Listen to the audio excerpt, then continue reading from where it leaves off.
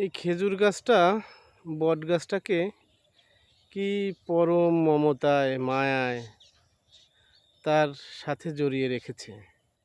আমাদের বাঙালি এরকমই, বাংলাদেশের গাছ যেমন বাঙালি প্রকৃতপক্ষে খুব মায়াবী এবং উম, মানুষকে খুব ভালোবাসে, মায়ায় মমতায় জড়িয়ে রাখে। যেমন ধরুন, পার্বত্য রাঙ্গামাটিতে যারা এখন পাহাড়ি বসবাস করে, ওনারা তো বাংলাদেশের নাগরিক ছিল না একসময়।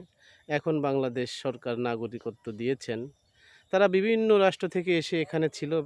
বাঙালিরা কিন্তু তাদের অতি আদরে যত্নে এবং ভালোবাসা দিয়ে আগলে রেখেছিল।